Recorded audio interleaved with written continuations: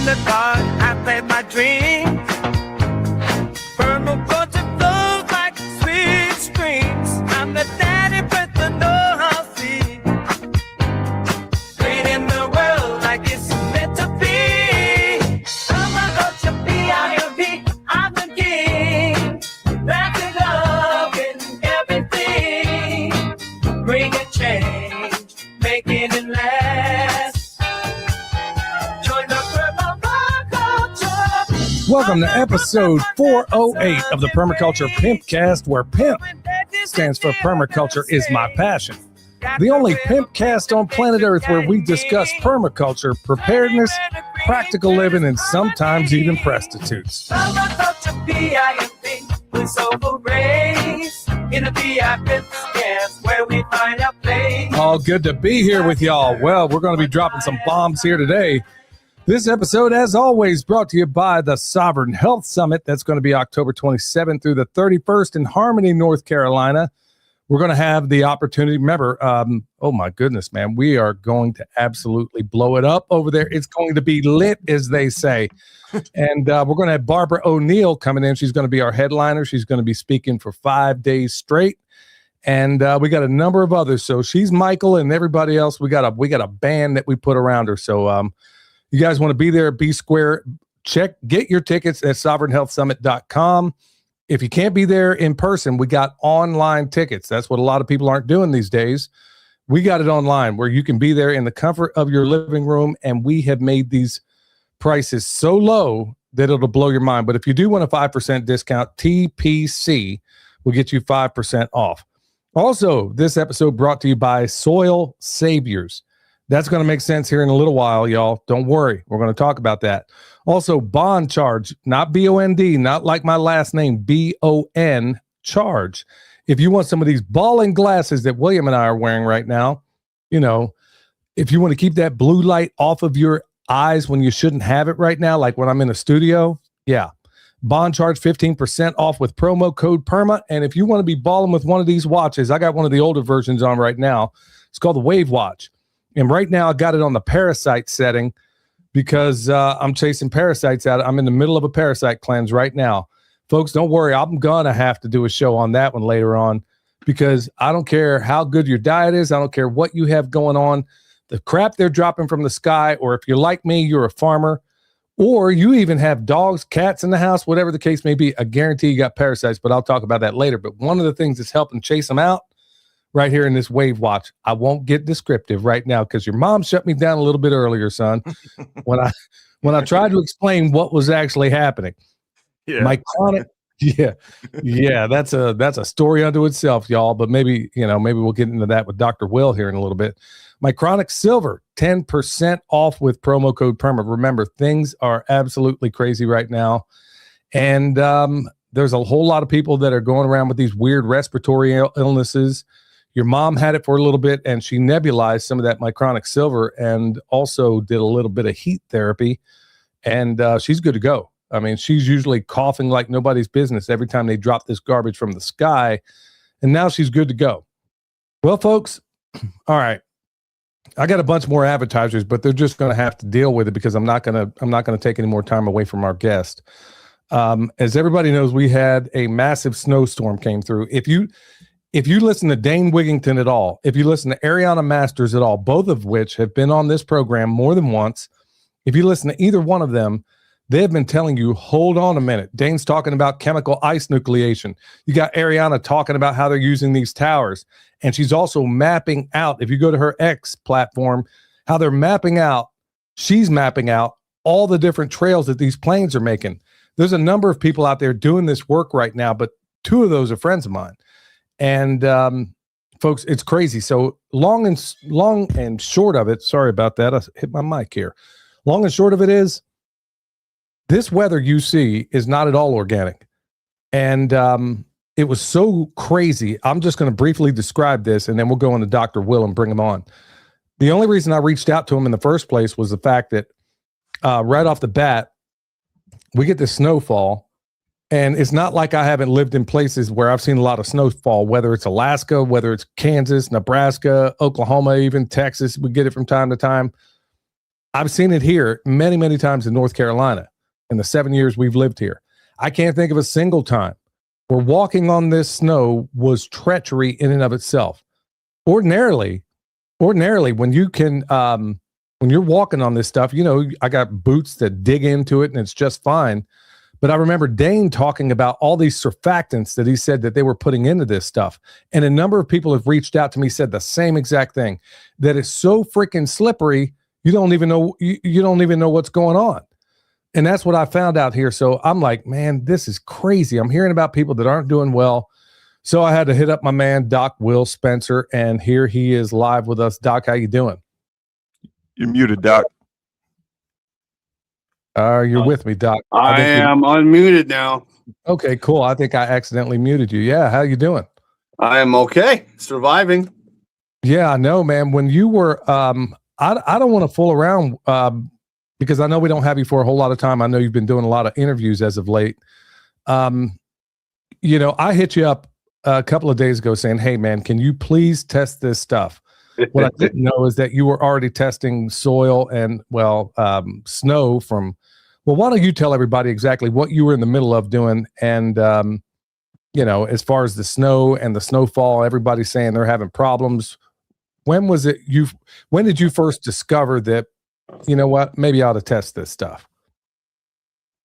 I was down in Texas 10 days ago with our friend Doc Pete because we have some business things going on, and the storm was coming on, and it had rained down there when I was going from Louisiana over to Texas, and I noticed my nose plugging up and starting to get scratchy throat and feeling a little weird.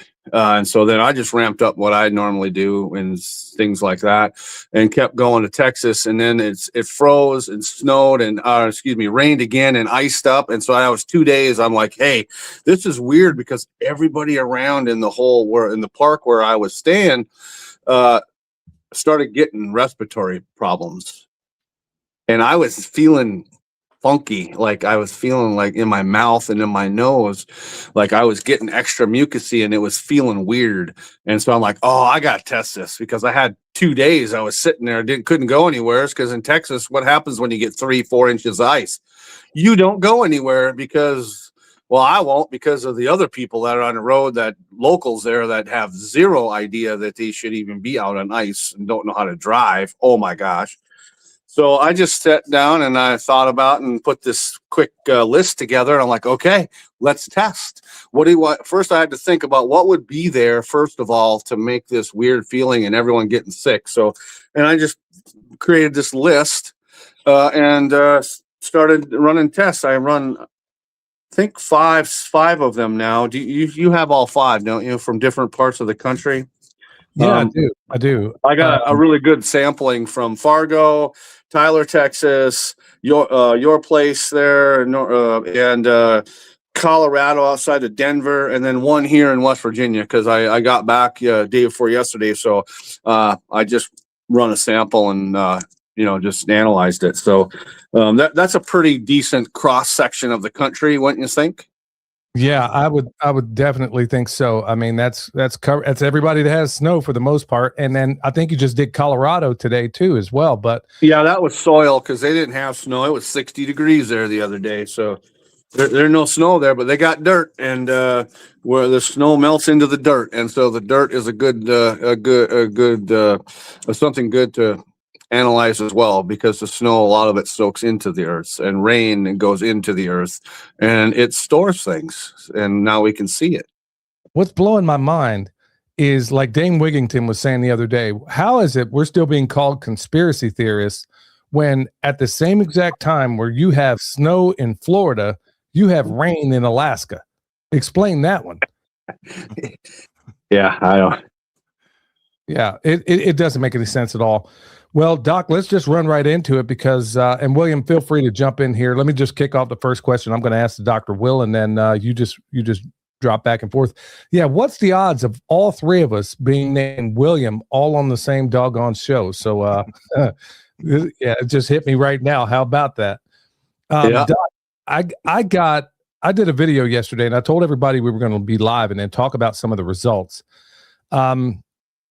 Real quick, why don't you go down and tell everybody what you tested for? Now, folks, before we go into this, I want to remind you that the projects that we've done in Western North Carolina, after it was, that manufactured hurricane that hit us out here, after that happened, Dr. Will and Pat Militich is who I linked up with to help me clean this area up. And inside of 3 months, we went from absolutely toxic right alongside that river to where you can sit down and eat a meal in the grass. And honestly, I told everybody it was 6 months, but we were seeing positive results within 3, and it was using Dr. Will's protocol. So we're not just going to talk about the bad news. We're also going to begin, because this is going to have to take a while to unfold. We're also going to begin what it takes to undo this garbage that's out there. So, so back to the previous question, Doc. Why don't you tell us the whole list? I mean, take as much time as you need for everything you detected out here in this snow. Well, there's kind of a story with almost everything that I'm looking at. So if you look at the geoengineering patents, if you look at the weather modification patents, if you look at the aerosolized deployment of biological agents and the technology that then make up what we're seeing as the Stargate and getting the technology into the human bodies as it through a delivery system, most everything comes through a respiratory pathway. And so that's why I was very interested, because I was looking at, if you look at infectious agents in general, so that's a general category. That's any synthetic or natural organism that could be infectious or material. That's a huge file. Then it goes down. There was 3 different synthetics I wanted to look at. Virally is viral agent synthetic in general. That includes, all of some of the synthetic biology. I'm going to call it like simian monkey virus 40th mutation, SV40, or HIV/AIDS, or SARS-CoV-2 virus, and there's a whole bunch of them in there. And so then it goes to viral skin agents. So these are the ones that would be pathway getting into us through the skin. Then there's the respiratory viral agents, which would be the ones that would be coming into us that they've created to go easily into us through the skin. Because what happens when snow melts? It is part of the water column. It turns to vapor, and then we breathe it in or we get it on our skin. 2 of the easiest ways to get compounds into us without us knowing. And our body's immune system is easier. It's easier to get it in that way versus a needle.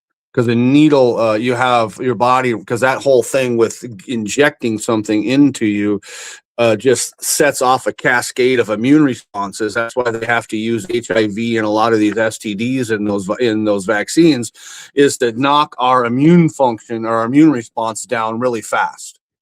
And that's just in the patents. That's not me saying this, but I'm also finding it in a lot of people that have been, just everyone that's been vaccinated just about. And then that's also what's being shed from those that are vaccinated to us that are not vaccinated. We're coming in contact with things like HIV and herpes and the SARS-CoV-2 and the SV40, because the vaccinated people are shedding that.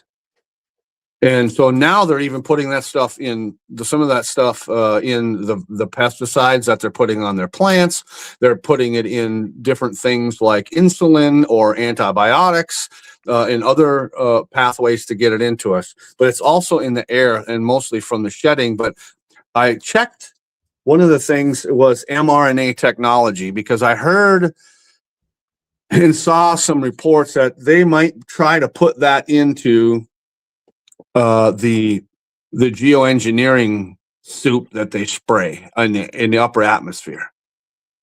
And sure enough, wouldn't you know, I picked it up everywhere on all 5 places. In the snow and in the soil. The craziest thing, and I don't know if you looked at all of these, Billy or William, but I put them on when I got done, I set them down, I just looking at them, and I go, in a perfect world, these would all be zeros. Well, In a perfect world, and there's no zero on any 5-page. There's no zero. let me provide a little context for the audience here. So Dr. Will has a ranking system for everything that he's describing here. 0 is ideal. Anything above a certain amount is clearly not ideal. Now, when we started clearing up this patch in Western North Carolina, we had numbers that were even higher than what he's reporting right now, or at least comparable. Yeah. And when he came back to test it, there was not a single thing that was wasn't single digits, except for maybe 1 or 2, and they were minor. And that was remediated, the next time I put another application of Soil Savers on. But so anyway, we got a ranking system from 0 to, Will, how far do we go up to infinity? It's infinite. I mean, the scale goes infinitely, but so these are contaminants basically that we've identified, and then the more concentration of the contaminant that there is, the higher the number. Okay, and we're okay. looking, That would help. be the. If it helps, I can pull up the results from Tyler, Texas, and share that on the screen. If you think If you guys want to, I don't really care. Just know that this is done really fast. I'm not a computer guy. I enjoy doing the pencil and paper thing, and so this is actually this is all done with a pen, and so I'm working on getting it digitized. But so I just took a picture of my sheet after I got done running the analysis. Because you were doing this stuff on the fly. So I was doing this in my truck. Yeah. So 0 is on the move. So just as a basis of comparison, folks, just realize, and we'll go right back to Dr. Will, because I don't want people to be confused. Remember, 0 is good. And Doc, when do we start getting into dangerous territory with some of these things? At what number would you start saying, this is a little bit, this is something we got to worry about? Or does it depend on the substance? It depends on the immune function of the person interacting with it. When it comes to physical issues, that's individual. But if it's there, it's not good. Gotcha. And so the higher the number, and here's some bad English, the higher the number, the badder it is. Yeah. For lack of, you understand what I'm saying. So, because a concentration or a high number of heavy metals, like let's just say aluminum, for instance, is not good. It causes acidity in your soil. A high number of lead or a high number of radioactive strontium, that is not good. You do not want concentrations of these things very much, because the body can deal with, or the soil can deal with so much if it has the right components there. But the more or heavier concentration, the more damaging effect. Let me ask you a rhetorical question. How many of these substances, because naturally somebody's going to ask, well, clearly maybe this stuff is just in nature. Like I said, I know it's a stupid question, because you're not going to find freaking aluminum falling out of the sky and some of these other things. But what would be your response to that? Saying, well, this is just stuff that floats around in nature. Well, this is why I put synthetic. You can see that under viral agent synthetic, viral skin agent synthetic. This is why I put heavy metal or HM behind, because we do have aluminum colloid minerals in the soil. It's a nutritional thing that we need, or barium or cadmium, mercury, lead, or strontium in a colloid form or in a sea salt form, which is an electrolyte form. Those are actually beneficial, but in a heavy metal form, none. We should not have them if we lived in a perfect world. Gotcha. So I clearly made it purposely anticipating that question, because I was sitting there in the truck thinking, how is Billy going to question me on this? Because he's the devil, and he's going to try to make me work at this a little bit. So then that's why I put, I wanted to make it clear. So it's not like cyanide poisoning. How much more clear can you be? Because there's a natural cyanide, it's in apple seeds. It's in peach pits. cyanocobalamin, but that's not, it's not floating in the freaking air. It's not this stuff. It shouldn't right. be. And there's reasons why I chose some of these, like cyanide or like sulfuric acid. Sulfuric acid, you don't go out, oh, hey, let's collect some sulfuric acid today. No, that is a man-made thing. And there's a reason why they use that. If you look at the patents for things like aerosolized respiratory delivery systems for vaccines or for something, they use things like sulfuric acid as one of the catalysts to, or surfactants, like you were saying earlier. It breaks down your mucosal lining to then allow the payload of whatever they're trying to deliver and aerosolize to you. And so that, and cyanide and cadmium. So I was going back in my mind, thinking about these different delivery mechanisms. So I'm thinking, if this is really diabolical like we think it is, and I can taste it and smell it, and it's definitely not real snow like even when I was a kid, or you guys were, you were a kid, Billy. It's because this has been going on since the 90s. Like, this isn't new. And so I had a really good plethora of information to pull from for to creating this list, because like I said, this is not a new thing that's happening. It's just new because most people are just hearing about it, waking up. They've been messing with the weather back easily back into the 1990s, because I used to farm and look at the sky to know when I needed to do hay. So I was taught on how to read weather a little bit, and Ariana does such a great job. I'm really, really glad that she puts out that stuff, because this is not new. It's just a little bit more since Stargate got funded a year ago. This has just gotten catapulted. Otherwise, this has been going on for, easily 30 years that I'm aware of. Actually, it goes back much further. I mean, Operation Cirrus, Operation Popeye in Vietnam. All these, right. To the extent that we have now, it's on steroids. And every time I would bring it up and say, hold on, how is it worse now? Like you, as a farmer, I'm always looking at the sky. I'm always paying attention what the weather's doing. And I'm like, how is it worse now than it's ever been? And everybody seemed to think Trump's going to roll in here and take care of anything. If anything, it's 10 times worse. I see some of the reports out there. It is 10 times worse than anything I've ever experienced in my life. And so, Will, let me get you back on track here, because I kind of took you off. So I think we kicked off with you got 170 respiratory viral agents, bro. I'll tell you what, if being a doc and doing all the wonderful things you do doesn't work out, you could be writing ransom notes, bro. Because I'm sitting. You got handwriting like me. Yeah, I'm sitting. I'm like, is that a V? But let's pick it up where you were at respiratory viral agents. I think that's where we left off. I don't know. I think I can read it. You guys picking on me? Absolutely. I wouldn't love you, man, if I didn't do it.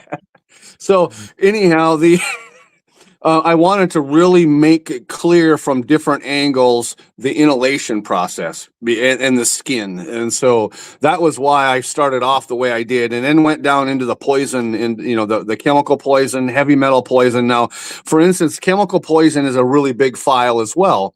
There's like over 80,000 different things that have been released chemically in our environment over the last 150 years. And if something's going to trigger, the number will show up there. If there's something in the sample that's in that file, and that number on here, the reading is 96. And so 96, when you're getting around 100, that's getting some decent concentration.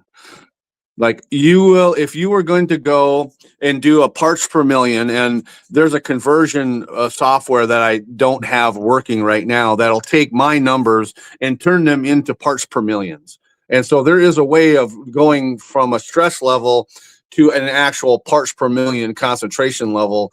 I just don't have that. I don't have that working, but so I like using the stress level number anyhow for what I do. So that was William's question before we got started here. So you can convert that into parts per million, but it's only going to confuse more people, because if you can just put it in the scale where 0 is good and infinity is bad, this makes it a whole lot easier to translate. So that's what these numbers represent. So for the people, I find it easier that way. I mean, a lot of academics will argue, and they have been arguing with me on LinkedIn today a little bit because I look at things differently this way. And so, but I like this scale. I'm glad you like this scale. It's easy for me. I don't have to mess with the software. And I was checking things like radioactive. You see the chunk in the middle there of radioactive fallout, because they're actually using, if you look at some of the patents, they're actually using radioactivity as a with a delivery vector to get things into us. There's actually a reason, and I've checked that, and you can see there's radioactive fallout group 1 and 2, and those are big groups. And there's a sampling of the radioactive fallout group 1, which is radioactive barium iodine, that group. And then the second group would be plutonium and strontium. And so it was just a sampling. I didn't want to make 500 entries to test because the timing, it just is ridiculous. I was trying to get a quick analysis so people can see a little more reality from my standpoint. And that's really what this is all about. Then we did a sulfuric acid. It's just one of the many acids that they use in aerosolization for different mechanisms to get stuff into plants, to get stuff into the soil, to get stuff into us or animals. It's just a way of breaking the mucosal lining or the outside skin layer on a plant or on us down to then allow things into us faster and easier.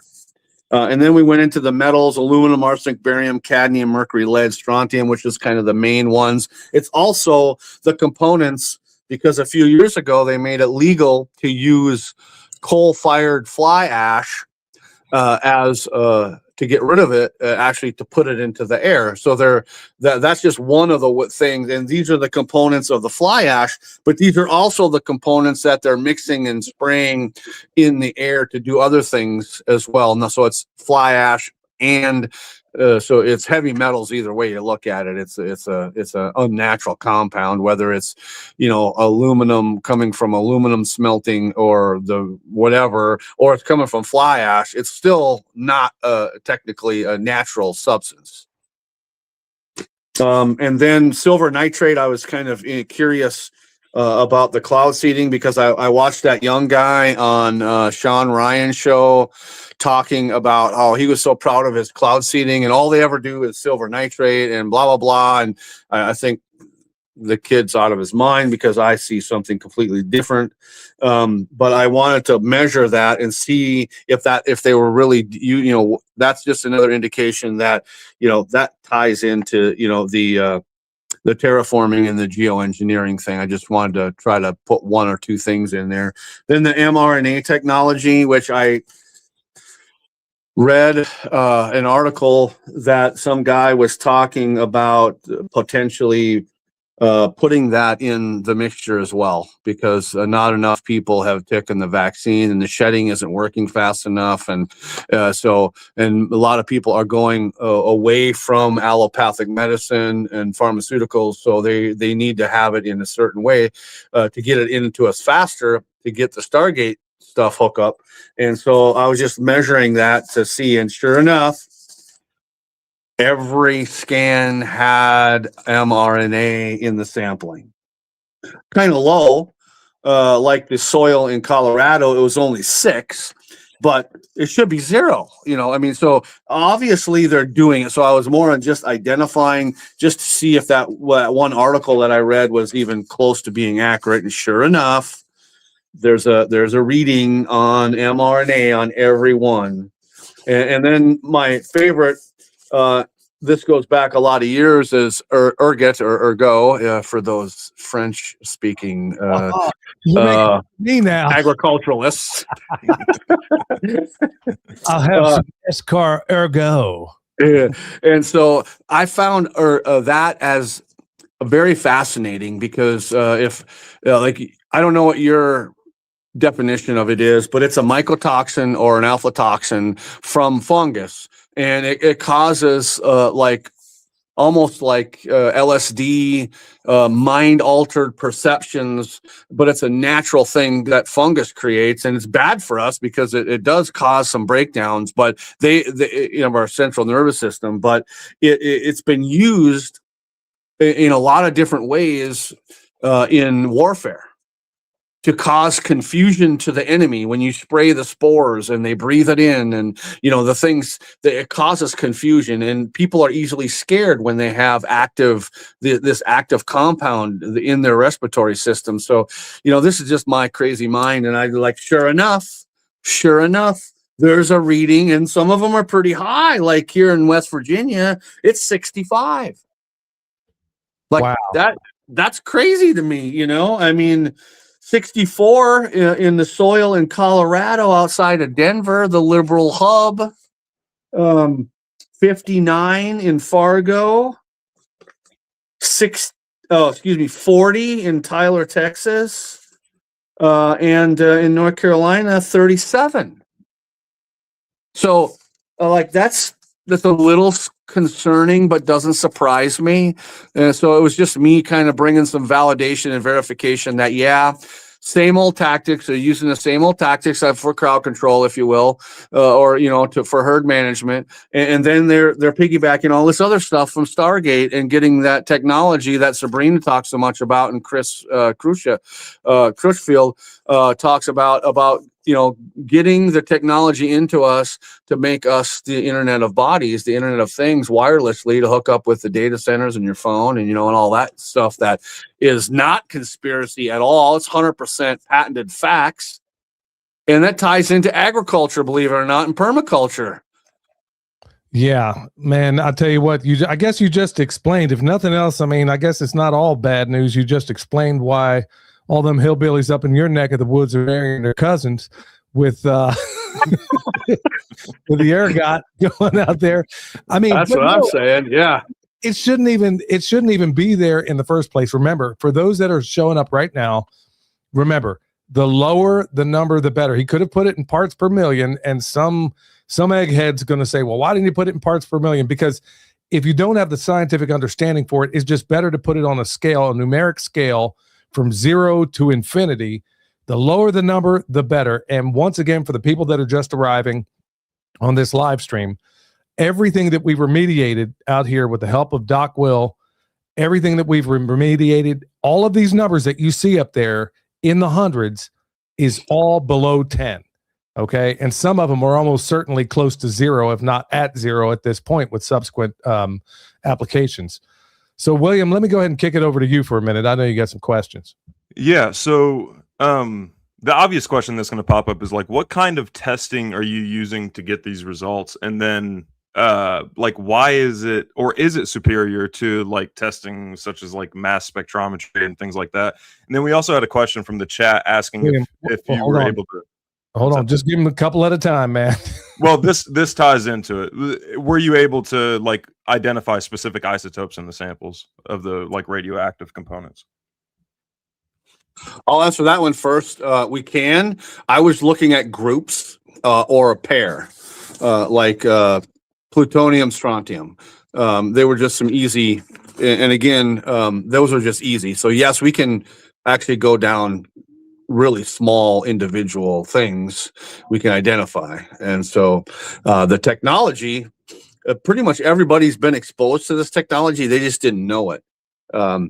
So the NASA has a thing called a Hubble Space Telescope, which is actually an advanced camera that takes pictures out there of things like the surface of Mars or the rings around Saturn or whatever, and they take the picture and they then digitally send it back to Earth using ELF, extremely low frequencies, or electromagnetic low frequency, however you want to say that, which transfers data over extended periods or extended space very quickly and very accurately. And so that's what this technology, and then they send it down, they beam it back to Earth, send it to Earth, And then they use this technology to analyze the picture that they just sent to Earth to let us know that there's X amount of sulfur on that ring around Saturn, or the rock on Mars, or the whatever on Neptune, or whatever asteroid is made up of iron or whatever. This is the technology they're using. And this technology is 101 years old. It's been it's called biofield spectrum analysis. It's also known as radionics or psychotronics. It has multiple uses, multiple fashions, actually in mining and mineral and ore and certain explorations in the earth. This technology is extremely good and accurate like that, because using the technology, you can identify things deep in the earth without drilling with a computer. And so it's just because academia doesn't use it overtly, but they use it covertly and don't tell people. It's not used hardly at all in the medical system. And for whatever reason there, I'm not sure of, but I know that the way I use it, you can identify things in the soil, in snow, in people, in whatever extremely well. And using the other way the technology is using the Navy used to use ELF to talk to the submarines to communicate through the earth. They would actually use the earth and the water as the delivery and receiving mechanism of the signal of the voice, or the communication. So it's just foreign for most people to because they've never heard of it. It's not widely advertised or used or accepted, because most of the world runs on academia, and academia has in a way demonized the technology because it does work better. Like the machines I have, it's almost as expensive, but as a spectrometer like you're talking about. But it works better. It works in a broader, it's they call it a biofield full spectrum analyzer. I can analyze the entire spectrum of frequencies, and that's color, that's sound, that is mineral, that is chemical, that is, because everything has a unique identifying harmonic frequency. I mean, that's Royal Rife stuff. So how many years ago was that? Like 80 years ago, he was doing that. This is in the hardware there that I use. There's 4 advanced Tesla coils, 2 for locating and 2 for broadcasting a signal and 2 to receive the signal. I guess is the easiest way to say that.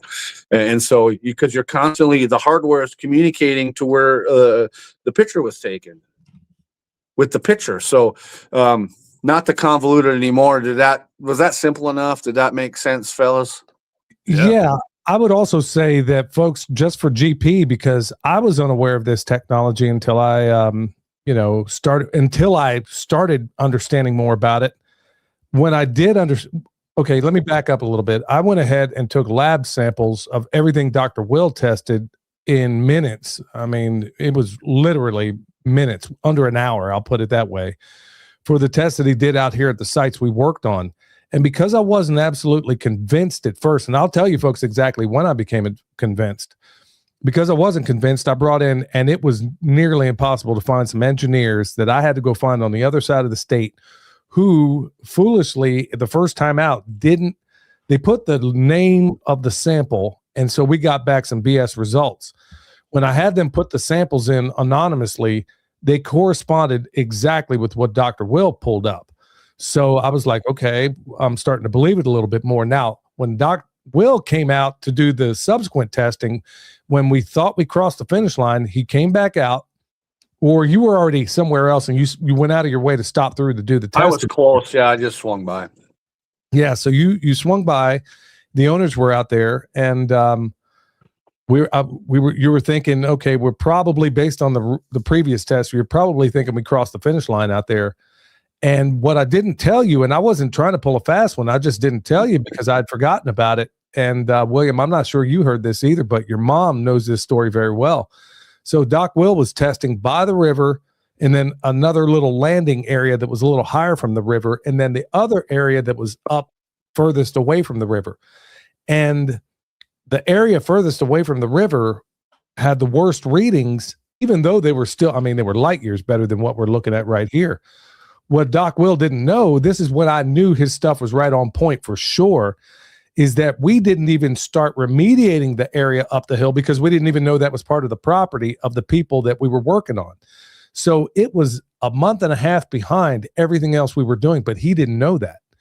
And so his testing was confirming what I knew, what your mom knew, but he didn't know. So I've seen it over and over and over again, folks. I'm a big believer in this technology, and I know for a fact that it works. I've seen it over and over out here. So, yeah, what else you got, son? So the mRNA technology scan, that part, did you notice that the numbers were higher in areas where people were jabbed less? Like I noticed, because I've only seen the results from two different locations, one being in North Carolina and then one being not far from me here in Texas. And I know in this part of Texas, far fewer, I mean, they weren't even wearing masks here for the most part. So far fewer people got jabbed up here than they were in North Carolina. And I noticed like the mRNA technology scan number, the stress level number was higher in an area where less people got jabbed than the area where a lot of people got jabbed. Did you notice that correlation throughout the rest of your results? Slightly. The Tyler, Texas one was 62 on the mRNA. The one here in let's see, no, your place there in North Carolina was 15. Fargo was 28, just north of Fargo. Colorado, just outside of Denver, was 6. That was a soil sample, though. That wasn't. There was no snow. And then 33 in West Virginia, here in north central West Virginia. So I was just more or less just seeing if I could see it. That was all I was after. I was really there was no thinking other than I'm curious because they said they were going to start spraying it openly. So that was all it was just identifying that's really all.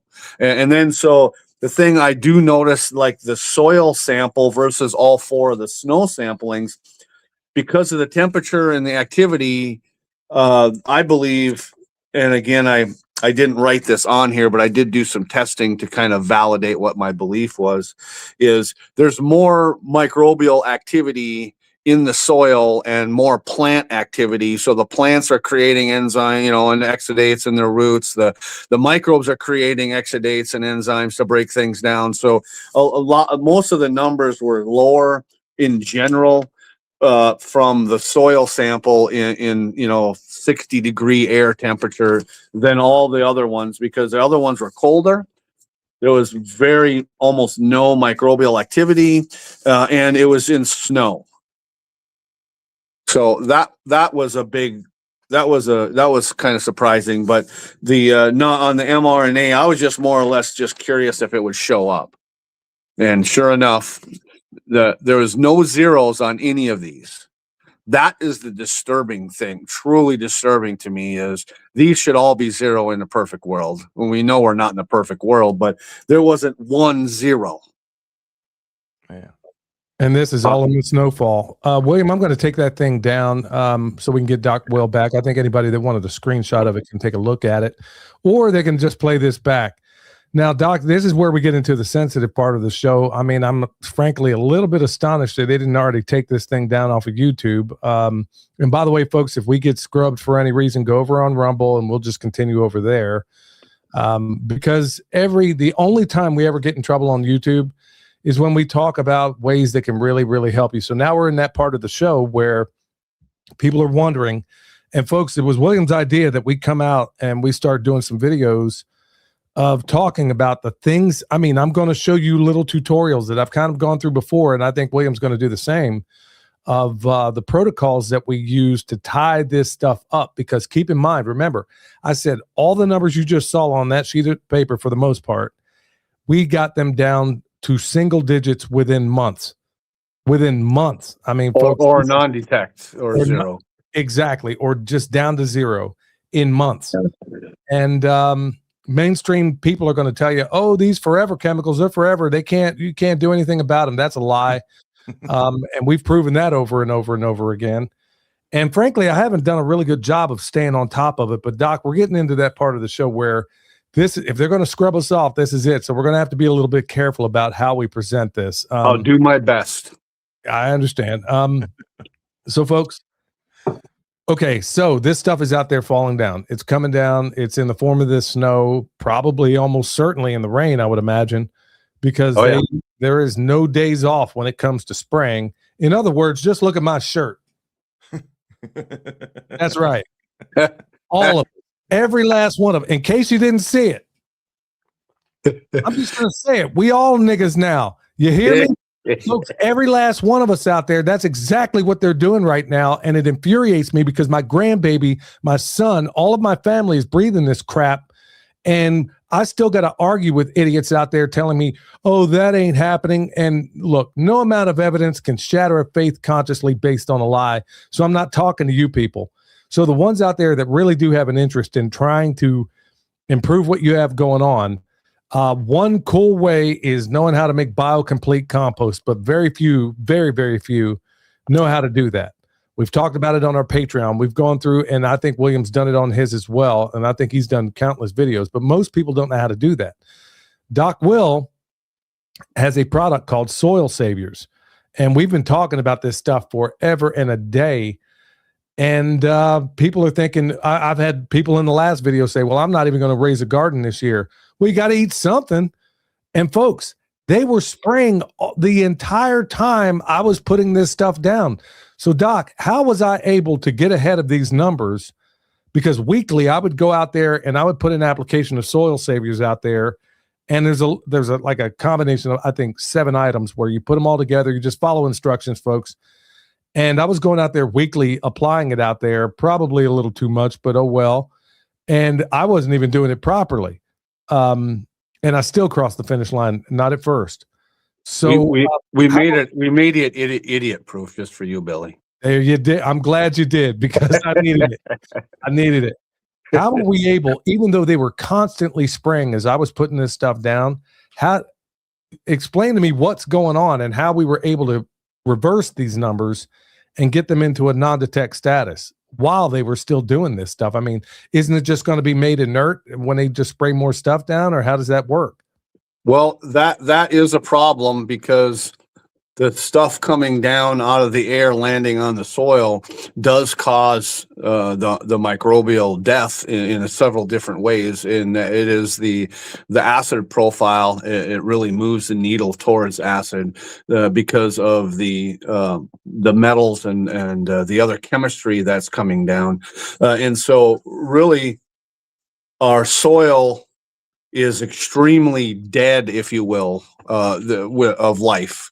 The diversity just is not there like it used to be. And now what we've got in the Soil Savers is we have over 1,000 species of organisms, different strains, and they all do different things, as in digesting things out of the environment. A bunch of them, they're actually called extremophiles because they thrive in extreme conditions. So it's just advanced biological remediation is really what it is. And there's also food in there. So food for plants in general, to aid the plants, to help the microbes. Everything in the kit is engineered to benefit the environment and the organisms that we're putting in the environment, and the domestic organisms that are in the environment, to make them all get along together and do their work. So if the organisms, what do? They eat, they create the environment to be good for them. And in exchange, they give back after they digest the junk, the aluminum and the other things and the other compounds. They break them down by creating enzymes and exudates that then come in contact with the contaminants, and then it changes them. It takes them from a metal state and it converts them into a colloid state, which is what Pat has talked about, that carbon bonded thing. It neutralizes the toxicity and actually turns most of the contaminants into essential fatty acids, which are beneficial for the environment. So you don't have to sequester them and remove them. You're actually putting the critters in there that are going to digest them, and they're going to then poop out the stuff it's non-toxic anymore. And so it's old-fashioned bioremediation is really what it is. And so in doing that, you're creating more food for the plants that is growing in the soil. And it's really the same philosophy that I've used to create products for people as well. So it's really it's really simple on its face, because it's basically encouraging nature to do its job is really what we've done. You've looked down the barrel of that microscope quite often. You've seen the change from your awesome compost to now even better by just introducing these compounds and organisms into your compost, because that compost pile, there is nothing that we can't digest through that compost pile now. Nothing. Absolutely. That is so important for people to understand. Is right now, if you're just taking your regular stuff and making compost, you can't put in there, you can't generate or create the elements that are missing in your soil by doing composting. All you're doing is, I call it concentrating malnutrition, is really all you're doing. Unless you've got to add the diversity, at least of the microbes, and your compost, you're bringing in off-farm things, or you got to bring in, because what is farming in general for the last 100 years? It's mining your soil and selling it off, moving it off farm. Really. Right. And so we've just put all this condensed into a little recipe that you put the 7 things, you stir it, and then you apply it. It's fairly user friendly, at least in my mind. It's some easier than some of the pesticides we used to have to mix and deploy and wear moon suits and all that, respirators and stuff. This stuff, you can bathe in it. It's not going to hurt you. It's actually going to make you feel better. Probably get rid of your toe fungus if you drip some on your foot. It's going to help the environment. And it's living organisms that are doing it. So we're using nature to fix nature. That's what I'm talking about. And folks, I use this stuff religiously. William, you also, what was it you did? And you said about your seed starting. What was it with the soil saviors exactly? Oh, I added it to, the soil savers and my compost extract, I add to everything. I added to the garden beds, I added to the raised beds, the in-ground beds. I also put it in like a spray bottle, and I'll spray my seedlings with it as well. Like anything that I'm starting, anything that I plan on growing and then eating, I use that soil saviors and the compost extract on. Now, question about the soil saviors and like the frequency of application. Let's say I had soil saviors applied to my garden before this snow event happened. And let's say I live in like Tennessee, where I got like a ton of snow and a ton of ice and everything like that. Do I need to reapply the soil saviors after that event as well? Like expecting some sort of microbial die-off after that event? Or should the microbes that I added before that event survive? Will they survive that event and continue to break down the chemicals and the toxins and all that stuff? How often should I reapply soil saviors, basically? So the majority of the microbes can live through a lot of heat and a lot of cold, because they've evolved over eons to live that way naturally anyhow. You're going to have some loss, if nothing else, just from the toxicity coming down once that stuff starts to melt. Because right now, there is very little activity going on in the soil when you got snow and ice stacked up on it. Most of the life just goes dormant and like a bear, and just hibernates.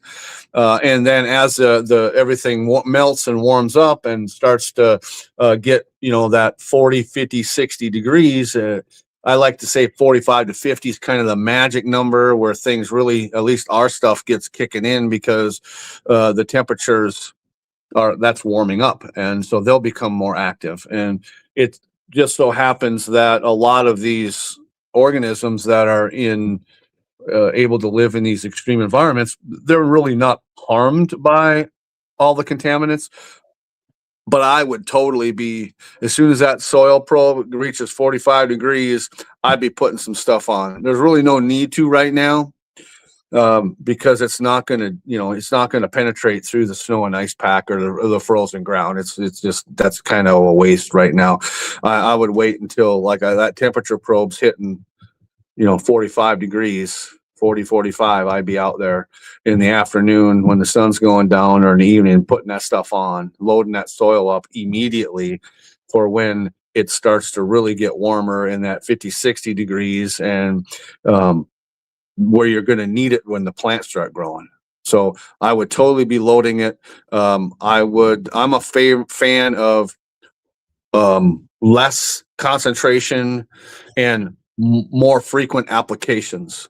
I'm a much more fan of that, because it's less stress for whatever's growing, and you layer it. I call it just layering it on, and the soil, then the diversity will start to cooperate a little bit better when you just ease into it. It's kind of like weaning yourself onto something new. You go a little slower to get used to it, kind of. But I'm frequent applications. You can do it weekly. I don't really like to do it unless it's heavy remediation and you don't really care what's growing. Weekly to, anywhere, I've had success in Oklahoma on one of our places there, where it was a 20-acre piece. They're just growing native hay, and they were getting 70 ton off of that 20 acres with just 2 applications over 60 days. That's 2, every 30 days. They went from 70 ton to 148 ton of hay off of that 20-acre piece of ground. They over doubled their overall yield. And the cool thing is that I was talking to the neighbor that made the hay that we sold him. That he cut it and did everything and hauled it over to his place. I was over there this last year, and I'm like, so what's been your experience using our hay? Because he was all happy that, whatever you did, because I didn't charge him for it. I was actually doing a trial just to see what would happen, and we far exceeded our expectations on yield. We go from 70 ton to 148 ton is pretty excessive. And he goes, I did find a downside to your hay. He said, my cattle won't eat my hay until your hay is gone. He said, that's really the only downside. Which I find that's really not a downside to me. That's a brilliant marketing observation, because the cattle wouldn't even touch his hay, and he uses biosolids from the local municipal source as his fertility over there on his place, and we're over here using basically the soil savior stuff, and the cattle won't even touch his hay until ours is cleaned up. So that's a huge testimony in and of itself, and he looked at it as a downside because he had to use our hay first, the bottom hay.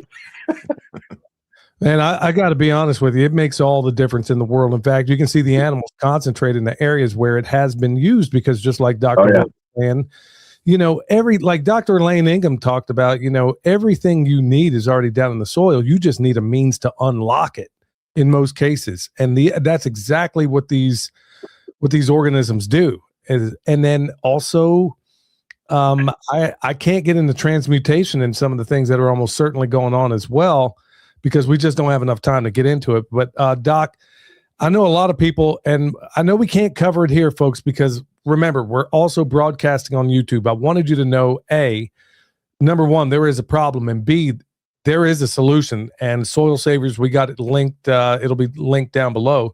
But also for the people out there that are having medical issues, I just tell you right now, we can't even talk about it. But because you do address those things as well, how would they get help for that, or how could they contact you in order to, for whatever medical concerns they may be dealing with right now? Well, we have a sister site. I don't know. Can we mention that as well? Sure. Can't talk about. Yeah, It's called Cell Saviors, CELL. So there's a few products there that are just kind of your general. Everyone should be taking those anyhow because nobody has enough or at all any electrolytes in their body.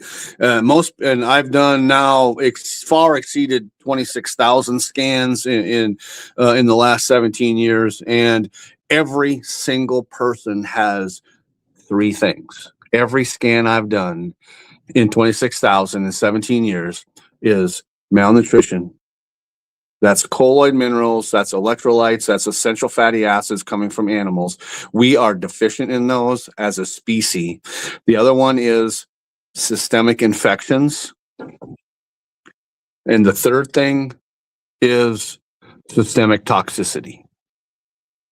Every single scan, those and everything that's on Cell Saviors there is designed to help those three items in your daily regimen. If you're wanting anything private or for yourself, you can go over to my other site, which is bodyelectrician.com. And that site's under construction. It's there. Everything is functioning.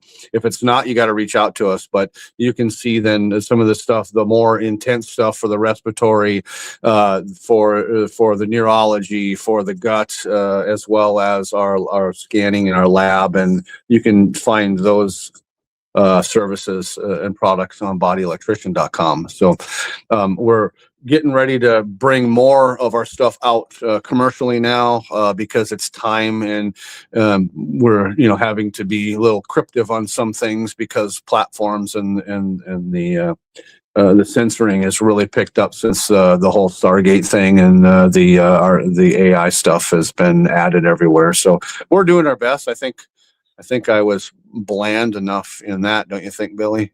No, I think you knocked it out of the park, Doc. Okay. Hey, And, real quick, could you explain the thing that people have to sign whenever they're buying from Soil Saviors? It's a question that comes up every single time. People are always kind of slightly concerned. Great question. And so because of the blandness that we've had to, stick to on certain platforms, protecting ourselves has been primary against those pushing the blandness. And that is we have protection through private contractual agreements. And so there's a nonprofit status, and if you want to look it up in the coding, it's a IRS 508 C1A status, and that's where Cell Saviors, Soil Saviors, and Body Electrician, we all are under a nonprofit at our core. That's a private membership association. Most people have heard of Costco or Sam's Club. It's the same thing. It's basically, they call it a buying club or whatever, but that's a private agreement. You have to pay to buy a card and a membership there, and it's a similar thing. I don't charge for mine, and all three of the platforms that I just mentioned, or sites I just mentioned, you're not being charged. It's a free member. I want you to be a member. I don't want to take your money to become a member. I want to give you the membership, and then you can then partake in the benefits that we have as a group. In that contractual agreement, it protects us as a manufacturer, it protects you as a customer from the intrusions and all the other hubbub that goes around being in what's called in the public space. We operate in what's called the private space, which I find a lot easier, a lot friendlier, because we don't have to abide by all of the public laws and constraints that we have to do when we operate in the public, out in like a public store. So this would be more like, in the olden days, you go to the door and you go, "Hey, can you let me in? I want to drink some whiskey." And so, then you are a member, right? A member of the club. And so liken it like that. And there's actually some language that you're going to have to agree to. It's basically saying in the agreement is, you and me are going to do business. We're going to be private about our business. And if you've got a problem with what you're doing, or a problem with any service or anything that you've purchased, then you're going to reach out to us, and you're going to work with us to make it right. It's kind of like a gentleman's agreement, like it used to be. You shake hands, and if you have a problem with that person, you go over to that person and you say, hey, you sold me that dog and that dog doesn't work anymore. Or, and then you would have a conversation about how we're going to work this out. Instead of running, in a public space, what do? You file a complaint to whatever controlling jurisdiction is over that public space.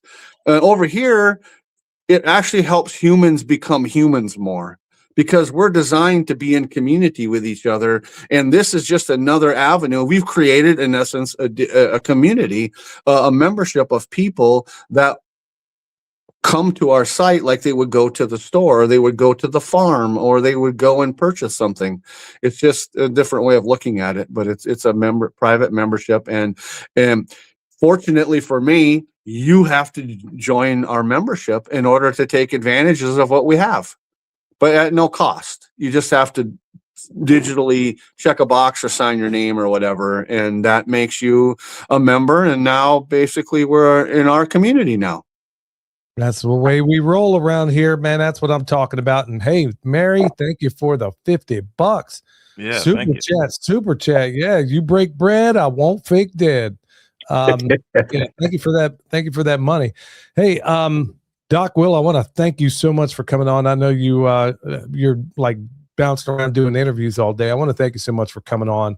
Once again, tell everybody where they can find you. I know we just covered it here, but some people are coming in. Some people are going out. Best places to find you. The easiest is bodyelectrician.com. For me personally, you can go to Soul Saviors. They'll get to me eventually too, or Cell Saviors. I've got a Rumble channel, Dr. Will Spencer channel. I've got a LinkedIn, Doc Will Spencer on LinkedIn. What else? That's pretty much the major that I was sanitized off YouTube about 7 years ago. So I don't have hardly anything there anymore, but that's the main way. I mean, you can go to the website and just call the office, email, however, just your regular ways. Well, Doc, hey folks, if you want to see Doc Will in person, along with Pat Miletich and everybody else, we talked about it at the top of the show, Sovereign Health Summit, he's going to be there. He's going to be presenting October 27th through the 31st. You can see it online. You can watch. We have online tickets, and we also have places, thing you can do in person. And Doc, are you going to be scanning people while you're there? At your booth or anything? Is that something you do at any of these events or no? I usually don't, just because of the complications and whatnot with it. But I have a whole lab crew as well, so it's just not me. So I have a whole team. So. I got you. Yep. All right. Well, I want to thank you so much, Doc. I want to thank everybody else in this chat. I want to thank Ann Vandersteel for helping to get the word out about this. And you know the deal, y'all. We live in crazy, crazy times. And you know the deal. Stay alert. Stay alive. Nature, the knowledge ring, roots that run deep, wisdom from soul, permaculture dream. Let the ideas unfold. I'm moving with the truth, feeling nature's food. We've got the answers, all we need to do. Listen to the earth, they got us through. Let's see the change. Watch the world spin from the smallest sprout to harmony begin in the cycle of life where the magic's alive. Tune it to the